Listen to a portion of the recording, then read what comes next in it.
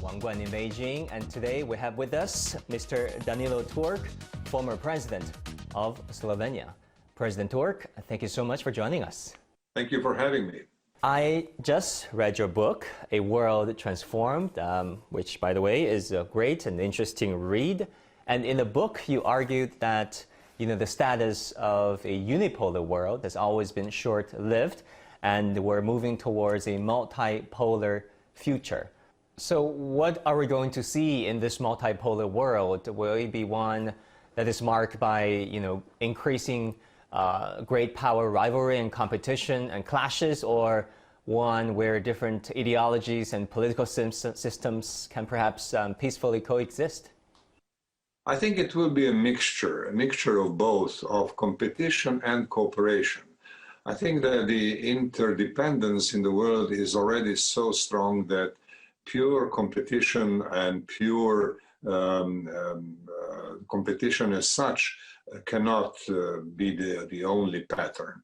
There will be a need for cooperation. And if you look for the current situation towards what's happening in the world today, you will see that on the one hand, we have rather competitive rhetoric, a lot of rhetoric that suggests competition and even conflict of interest, conflicts of different kinds. On the other hand, we see that there are agreements being concluded. Then there was a regional agreement, a comprehensive cooperation agreement between China and a number of countries in Asia and the Pacific. So one would see that these tendencies take place at the same time. It is not always easy to reduce the developments to a single explanation. There is no single explanation. It will be a complex, complicated world, but one when we have to learn to live with competition and cooperation simultaneously. And that will be the interesting part of the future. In the opinion of many international relations scholars, China offered a soft and subtle rebuttal to realism, which is a prevalent school of thought in international relations in the West, saying that nation-states are bound to clash with one another. For example, the Chinese leader at the Davos opening ceremony said we should advocate fair competition by competing with each other on a racing field, not beating each other on a wrestling arena. How would you compare the Chinese proposal versus the Western realistic school of thought in addressing some of our most salient challenges these days? Well, you quoted the Western realistic scholarship. May I remind both of us that Henry Kissinger, who is one of the most eminent proponent of the Western realistic school of international relations, wrote extensively about these questions. And he very, very clearly advocated the idea of co-evolution, which I found a very interesting one. He spoke about the need to manage the relations between major powers, in particular between China and United States, in the spirit of co-evolution. Each of the two big systems has a space to evolve, but they have to evolve in a way which is mindful of the other. So I think that President Xi's metaphor was really very interesting. I mean, he spoke about a racing field, not a wrestling field, which would be actually a Kissingerian thought. We should co-evolve. I mean, we should race, obviously, but by racing, we improve ourselves. Each racer who trains carefully and seriously improves his capacity or her capacity. Okay, President Türk, you mentioned China-EU relations. What's interesting was a 2019 European Commission report that really characterized what they believed Beijing was or still is to the EU. And I found this report interesting because China is so many things to Europe. The report says China is a cooperation partner and negotiating partner in areas of interests, an economic competitor in technological leadership, a systemic rival promoting alternative models of governance. What exactly, in your opinion, is China to Europe? Yeah, clearly, first, China is a very big global player. China is a very important partner of Europe, and China is an ancient civilization Europe has to learn more about. That's my basic take on how I see China. And again, you see, to quote Henry Kissinger, he explained in one of his books the difference between exceptionalism in the United States and exceptionalism in China. And he said that, well, exceptionalism in the United States has a missionary color. Yeah, missionary flavor. Yeah. Missionary flavor, while the exceptionalism of China is essentially cultural. China feels that need for others to really appreciate its culture, to understand its culture, to deepen their understanding of culture. And that's something we need in Europe because, for example, I travel to China often. I don't speak Chinese and I don't pretend to be a specialist, but I understand the need for China to be better understood. And I think that that's a very important thing which we Europeans still have to learn. I, on the other hand, don't clearly understand this terminology of systemic rival. This has to be discussed further. And I think, again, this is a case where the leaders of European Union and the leaders of China will have to explain their perceptions, their vision, and also their concerns. If Europe is concerned about a systemic rival, it should explain what exactly those concerns are about and what can be done to, to develop a proper and mutual understanding. That's where I see tasks for the future. Right. Talking about Europe, it's a big landmass. Central and Eastern Europe is a key part of it. There has been the cooperation mechanism bringing the leaders of China as well as those of Central and Eastern European nations. But there are critics out there. For example, CSIS, a conservative think tank in the United States, said this platform is one where China is exploiting bilateral agreements with European countries. Others say that the cooperation between China and Central and Eastern European countries are undermining the unity of the European Union. How do you look at it? You see, it is important to understand that the countries of European Union who belong to that format, who participate in that format, represent only about 10% of Chinese investment in Europe. Most of the Chinese investment in Europe goes to the West, to countries like Germany, France, Italy, United Kingdom. So if you look at these quantitative balances, you shouldn't be afraid. And secondly, and very important, countries of European Union who participate in this format do understand the need to comply with the European technical standards. So for example, if infrastructure is built with Chinese investment, that infrastructure has to be in accordance with European standards for building of railways, building of bridges, and so forth. At the time when China is the leading power in engineering in infrastructure, it would be, I think, very short-sighted not to bring China into the picture of cooperation on building further infrastructure. And then how do you think the Belt and Road Initiative has changed the way China cooperates with, countries from Central and Eastern Europe, especially against this backdrop of a global pandemic?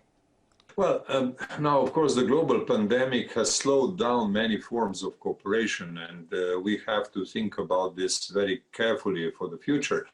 But I think that Belt and Road Initiative has sparked imagination. I mean, it was an interesting, how should I say, characterization of a cooperation for which the time has come. That cooperation between China and other parts of the world, other regions, had to expand simply because of development. Therefore, it is important that some innovation is introduced. The key idea that I see in the Belt and Road Initiative is connectivity, better connections. And better connections means many things. Of course, the initial phase was very much focused on infrastructure, on railways, ports, and such things. But importantly, I think we have to think about the new needs. For example, Health Silk Road was another concept which was developed in this BRI framework some 3 years ago. Now is the time to figure out what kind of connectivity in health sector would be necessary. We have a pandemic. We also have in China a dual circulation concept for the future development of China itself. So there should be much space for cooperation in the field of health sector, developing health infrastructure, possibly also cooperating in technologies to develop future vaccines, and so on and so forth. So I think that the imagination that was waken up by the characterization of Belt and Road Initiative is a good thing, but it has to be adjusted to the needs as they arise. You know, another piece of news recently was, of course, the China-EU investment treaty. You know, that was received differently slightly here in China than those in Europe. Here, of course, we're looking at the potential win-win cooperation potentials, whereas in Europe and the United States, there are talks about the European Union making too many concessions. How do you look at the EU-China investment treaty? Well, look, one has to understand that that treaty was being prepared for about 8 years. It's not, you know, it's not a sudden development. It has been in the making for 8 years. The problems that had to be resolved are very well known. And that has happened. Under the German presidency, much work has been done, and the agreement was finalized before the end of the year. And I think that one has to look at this entire period of 8 years. I mean, this agreement has come as a result of a very long and serious work. So here it is. In Europe, of course, we have to go through the processes of further work. There is a need for ratification and all that, and we'll need a discussion. And I'm sure that that discussion will end up with support for the investment treaty. So that's the European perspective. As far as the United States is concerned, I understand that right now, at this very moment, there are concerns in the United States that there are too many concessions given to China, surely. But then again, let us look at this phenomenon from the other side. Isn't it good for the United States to have a testing model for future cooperation in the form of EU-China agreement? I mean, there are many things that relate to intellectual property, that relate to protection of workers, that relate to investment protection in various ways, you know, that will also have to be negotiated between China and the United States. And maybe the arrangements that were agreed to in the China-EU agreement can be an inspiration. And when we go to the World Trade Organization and look at the trade-related aspects of investment, intellectual property, state subsidies, social clause and all that, maybe we can draw some inspiration from here and figure out what the solutions for a global arrangement will be. Now, this obviously is positive thinking. What I want to conclude by saying is, look, we need positive thinking. The world is not going to progress by absence of positive thinking. And let us see how we can make the best from work that has been done. Let's talk about China model. You know, China has been praised, of course, for its ability to alleviate hundreds of millions of people out of poverty, you know, its economic growth, and its delivery of public goods and services by its central and local governments over the years, and also its relative consistency in its foreign policy making, if you think about it. First of all, do you think there's such a thing as a China model? And if so, do you think the China model is perhaps rewriting the textbooks of international political science? Well, I'm sure that there is something like development with Chinese characteristics. You know, China is a large and old civilization. And China cannot simply import a development model from somewhere else. China has to develop its own development model and then obviously interact with the rest of the world and include whatever is helpful.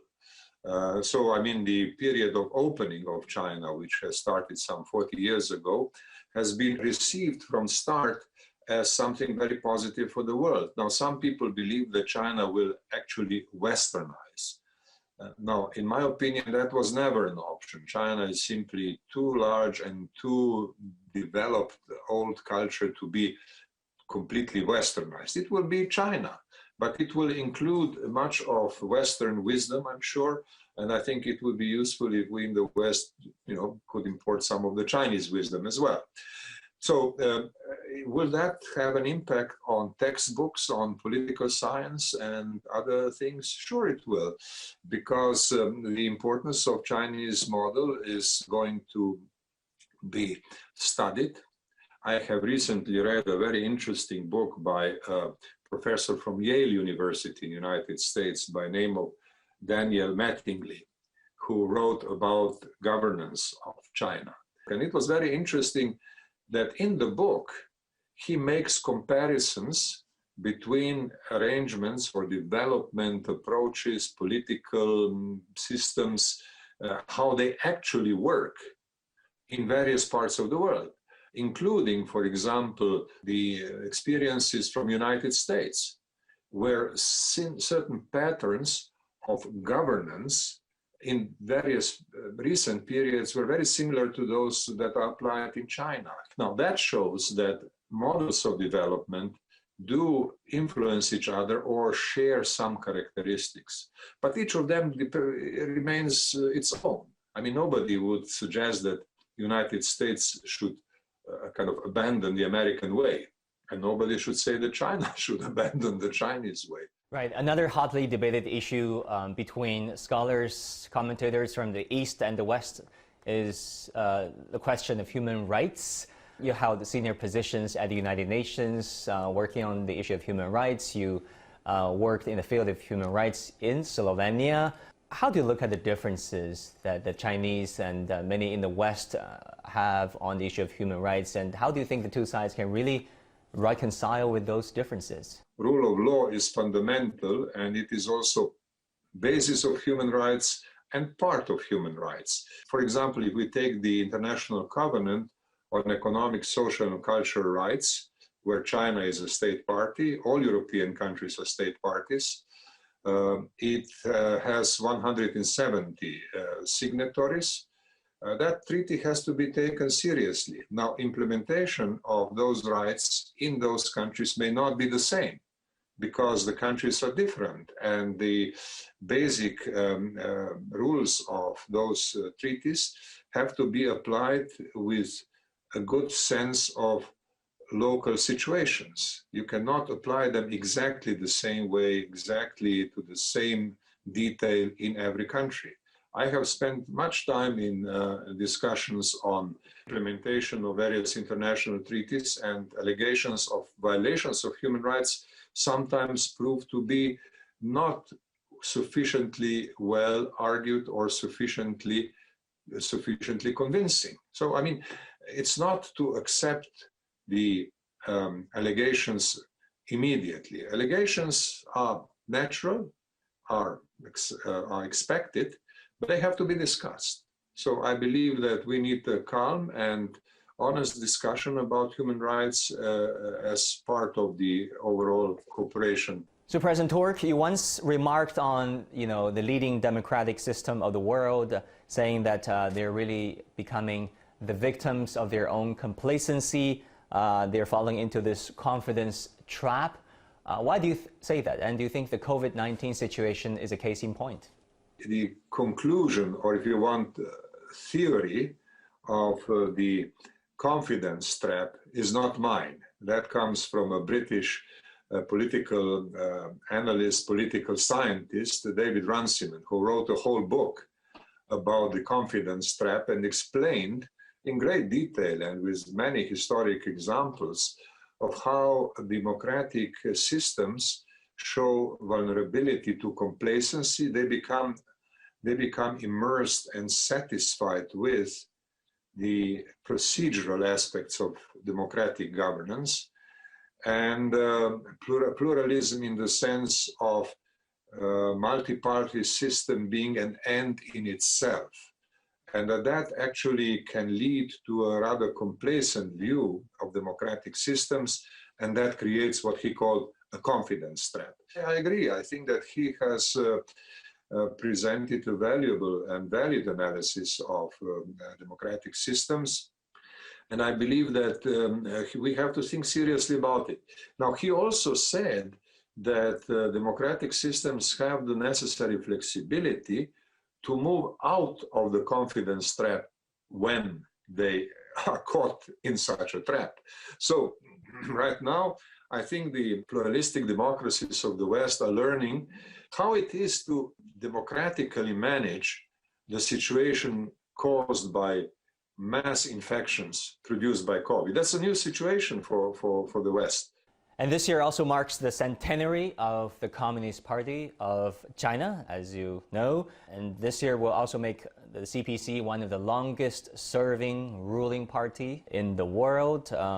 What do you think is the significance of that? I think that one has to look at this anniversary in some very important fundamental ways. First, in terms of legitimacy of political leadership and political power in a big country, in an old civilization, which China is. You see, the Communist Party has demonstrated something that political theorists call performance legitimacy. The Chinese Communist Party has delivered. And there is no doubt that life of people in China has improved enormously in the last decades. And of course, that was possible because the basis upon which such opening and accelerated development came in as a natural continuation.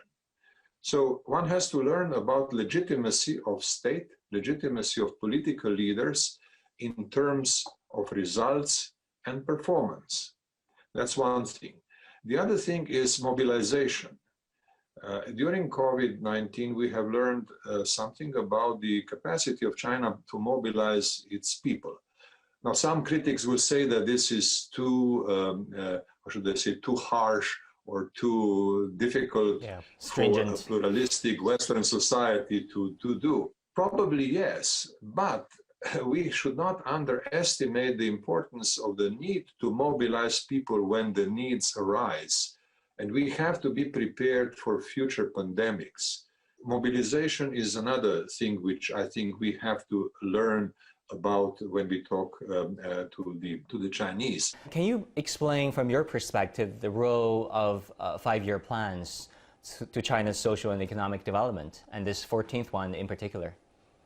Well, obviously, looking from outside, the interesting thing about China's five-year plans has been that the world learned to look at those five-year plans as important globally. I worked for the United Nations some 15 years ago, and I remember at that time when we were in the United Nations developing the kind of a global framework which was called Millennium Development Goals. When we talked about realization, about the carrying out of those goals, we very early on came to the point in which China was seen as a major factor. And Chinese five-year plans were made a major element in thinking about global Millennium Development Goals. I was with the Secretary General of that time, Kofi Annan, on his visits to China every year. And I can tell you, every year, Kofi Annan talked about five-year plan with the Chinese leaders, as if this was something that United Nations has already internalized as an important ingredient in the global landscape. So that's how I think the world is learning to perceive the five-year plans. The 14th five-year plan will be particularly interesting this year because, first of all, it comes at the time of COVID and post-COVID recovery, where everybody will be looking towards China in terms of importance of its partnership with the rest of the world. So that's one factor. And the other one is the dual circulation principle, the idea of dual circulation. Now that, again, is a very interesting novelty because it suggests better coordination between internal development and market growth in China and its international cooperation. Now, what kind of possibilities to accessing Chinese market does that represent for Western providers of goods and services?